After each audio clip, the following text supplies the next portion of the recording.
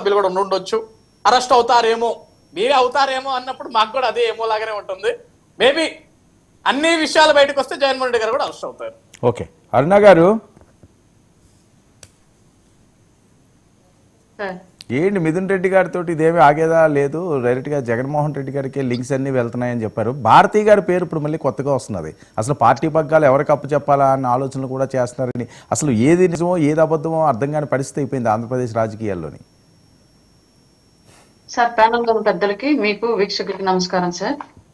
Liquor కుంభకోణం అనేది పెద్ద స్థాయిలో జరిగింది అని చెప్పేసి సాక్షాత్తు వైసీపీ నుంచి బయటకు వచ్చినట్టు ఎమ్మెల్యేలే మీడియా ముఖంగా ఆధారాలతో సహా కేంద్రంలో ఉన్నటువంటి పెద్దల్ని కలిసి మరీ ఆధారాలు సబ్మిట్ చేసి మీరు ఎలాంటి సపోర్ట్ ఇవ్వమన్నా మేము ఇస్తాము, ఎక్కడెక్కడ తప్పిదాలు జరిగాయి అనేది కూడా మేము తెలియజేస్తాం ప్రభుత్వానికి, అలాగే మీరు ఏర్పాటు చేసినటువంటి వ్యవస్థకు అని చెప్పేసి స్వయాన వాళ్ళ ఎంపీలే ప్రెస్ ముందుకు వచ్చి చెప్పి లిక్కర్ స్కామ్ జరిగింది, ఢిల్లీలో కుంభకోణం అనేది జస్ట్ నీటి బిందువు అయితే ఆంధ్రప్రదేశ్ లోది సముద్రం అంత జరిగిందని చెప్పినటువంటి మాట వాస్తవం. ఇది క్లియర్.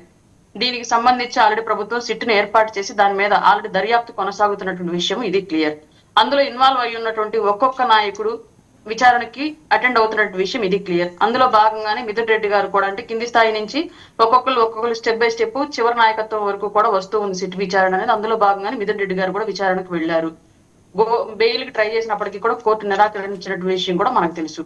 తర్వాత నెక్స్ట్ స్టెప్ ఎవరు అనేది ఆటోమేటిక్ గా ప్రభుత్వం మద్యం షాపులు నడిపింది కాబట్టి ఖచ్చితంగా అప్పుడున్నటువంటి ప్రభుత్వంలో పెద్ద తలకాయగా ఉన్నటువంటి ముఖ్యమంత్రికి కూడా ఇందులో లావాదేవీల్లో వాటాలు ఉంటాయి అన్నటువంటి సందేహాలు, అలాగే దానికి సంబంధించినటువంటి సాక్ష్యాలు కూడా ఉండేటువంటి అవకాశం అయితే ఉంది డెఫినెట్ గా. దీంట్లో జగన్మోహన్ రెడ్డి గారు ఏమి శుద్ధపూస అని చెప్పేసి మనం క్రియేట్ చేయడానికి వీళ్ళు, ఎందుకంటే ప్రైవేట్ గా అమ్మలేదు మద్యం, ప్రభుత్వం అమ్మింది క్లియర్లీ.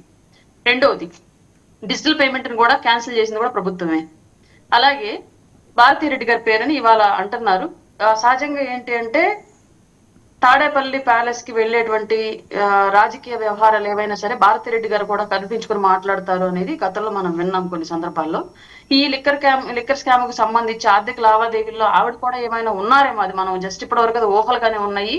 రానున్న రోజుల్లో దర్యాప్తుల్లో బయటపడాల్సిన అంశాలు కాబట్టి వాటి గురించి మనం ముందుగానే ఎవరిని దోషులుగా చెప్పడమో లేదంటే ఇంకొకరు దోషులు కాదని చెప్పేసి నిర్ధారించడం ఇవి కూడా కరెక్ట్ అయినటువంటి పద్ధతులు కాదు ఆల్రెడీ సిటీ విచారణలో ఉన్నప్పుడు. కాబట్టి డెఫినెట్ గా ఈ కేసులో ఎవరున్నా అందరినీ అరెస్ట్ చేస్తేనే ప్రభుత్వం మీద అలాగే విచారణ వ్యవస్థల మీద ఖచ్చితంగా ప్రజలకు నమ్మకం కలిగిద్ది.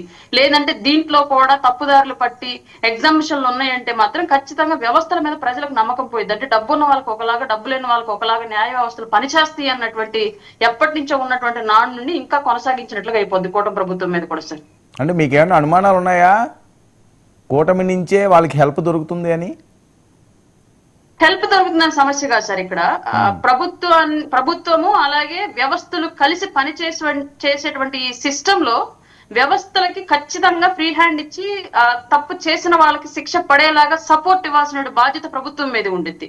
అలా చేసినప్పుడే మనం పారదర్శకంగా పాలన కొనసాగిస్తున్నాం అన్నటువంటి నమ్మకాన్ని ప్రజల్లో కలిగించగలం. అలా లేకుండా వేరేలాగా వెళ్తే ఖచ్చితంగా ముందు ప్రభుత్వాలు ఎంతో ఈ ప్రభుత్వాలు అంతే అన్నట్లుగా ప్రజల్లో ఒక విధానం వెళ్ళిద్ది అన్నది మాత్రం చెప్తున్నాను నేను. ఓకే, శేఖర్